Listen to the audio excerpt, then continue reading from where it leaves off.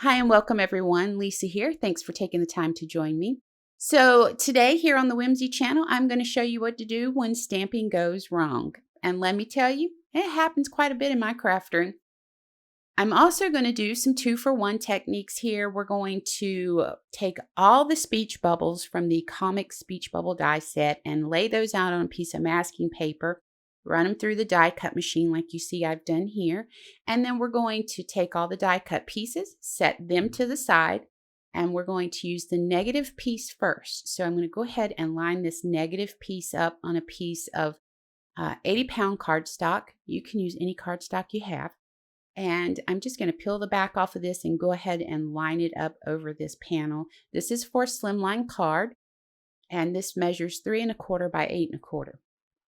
Now, the reason that I wanted to use all of this little speech bubbles is because there's 2 new stamp sets from Whimsy called Before and After, and then the second one is Always and Forever. And they have some amazing sentiments in them. And I wanted to use more than just one of them on my card because I have a lot to say. And so I'm going to say it on the front of my card. So I thought, okay, well, let's just go ahead and put a bunch of speech bubbles on the front of our card, and then we can stamp all of our sentiments in those speech bubbles, and it'll just be fun. So I thought, well, if we're going to do this, let's go ahead and make that pop off the front of the card by doing some positive and negative ink blended backgrounds. So that's what I'm doing here, and this is the 3 inks I'm using on this first panel, and this is a great tip for a beginner. You don't have to have all the inks. Inks are an investment, and I would suggest any beginner to build your collection of ink pads slowly. So I just used a red, yellow, and blue to create a rainbow ink blended background, and you'll see that background in just a few seconds. First, I'm going to go ahead and do another background. So I placed all of the die cut speech bubbles, just randomly laid them out on my card panel. And this panel, an 80-pound 3 1/4 by 8 1/4, just like the first panel. And I'm using a lot of inks on this one because I have them, and I was like, I just want to play with the inks right now. And so I just started grabbing them and doing an ink blended background. And I'm just using some blender brushes. Any blender brush you have or blending tool you have will work. So red into yellow makes orange, and then I did some green, turquoise, and blue. So we'll go ahead and take this masking paper off to reveal the background. I love the way this one turned out. It's bright, it's cheerful, so it's a happy card. And it's going to be perfect for all of those sentiments that I want to stamp on the front. Now, we're going to go ahead and finish removing these, and then we'll get busy stamping those sentiments because I had already stamped and colored the images off screen just to save some time.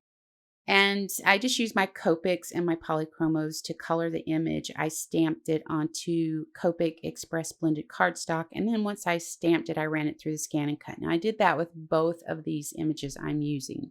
Now this is the Always and Forever stamp set. And there's a stamp in here that reads, "You will forever be my always." I thought, that would be really cute in that double speech bubble there if I stamped the top part of the sentiment on the top bubble and then the rest of it in the next bubble down.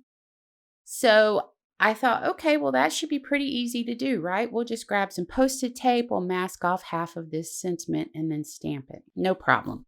So here's the stamp. I'm going to go ahead and put it on my acrylic block, grab some Post-it tape, and then I thought, oh wait, let me test it out to make sure it's going to give me a nice crisp stamped impression. And then I clean it off real quick and then put the Post-it tape down, ink it up, and boom, there it is, right in the center of my card panel. So what happened was when I went to take the Post-it tape off, I wasn't holding on to the acrylic block, my bad. And when I went to take that Post-it tape off, it lifted the acrylic block up and tossed it over onto my card panel. Isn't that special?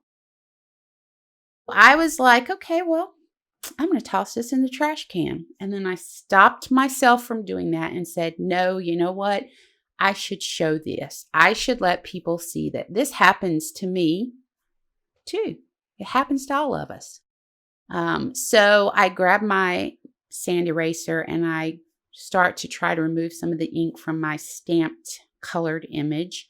And then I'm going to go ahead and get the ink out of that little speech bubble there with this sand eraser as well. But I know that there's no way I'm going to be able to take the ink off of that ink blended background, because as soon as I start to erase that, it's going to erase the yellow ink. And it's just going to make it worse than it already is. But I want to introduce you to something called Crafty Band-Aids. Now, Crafty Band-Aids can come in any shape that you need them to. All you need to do is grab some dies and die cut you some paper and add some adhesive to the back of them, and you have a Crafty Band-Aid.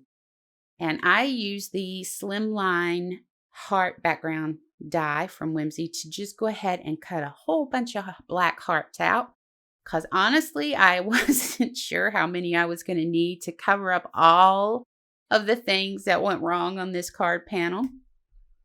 But it ended up being that I ended up using 2, 4, 6, 8. I think I end up doing 9 hearts on this to balance it out. And I have to say, for everything that went wrong with the pad flopping over, and I even had a little incident at the top where the masking paper folded back and it got a little bit of ink blending up there where it wasn't supposed to be. I was like, okay, it turned out pretty decent for those things. So we're going to hang on to this panel and we're just going to set it to the side and we'll move on to the next panel, because once again, I have a lot to say on this card too. So this stamp set here has some really fun sentiments in it, and I wanted to use several of them. Again, I thought, oh, I'll stamp half of the sentiment and then come back in and stamp the other half directly underneath that. No problem. So you can see I just use the edge of my ink pad to ink the area of the stamp up I want to use. And when I went to stamp it, there was a stamp laying in the way and the whole sentiment didn't stamp. So I was like, okay, well, let's see if I can line this up. Yeah, that's not going to happen. So when I stamp it, it's a hot mess. But lucky for me, I'd already had some Crafty Band-Aids ready to go. And I'm just going to use those to cover that up and just keep moving right on through this. Because let me tell you, this was the second time that I was attempting to shoot this video, because the first time the storm brewed strong in the craft room and I just ditched it and then said, I'm just going to start completely over. So this is my second attempt at this video, and still things were just going wrong. But I wasn't going to give up on it the second time. And so I just threw some die cut hearts on there to fix those, cover those areas up, and we're good as new. You can't even tell where I messed it up. So what I did was I added glue to the back of each ink blended panel and added it to a Slimline card base, 110-pound card base. That's 3.5 by 8.5 inches. And then I came in on this one with a black pen and just added some fun little details to the inside of those speech bubbles. So for the second card, I just added that to a black card base. It's a Slimline card base, 3.5 by 8.5 inches. I just used liquid adhesive to the back of the panel and then centered it up on the card base. So that's going to bring us to the end of the video. I hope you enjoyed joining me. I really do appreciate you guys watching. For more information on the products I used, you can head over to the Whimsy Stamps website. And until next time, take care.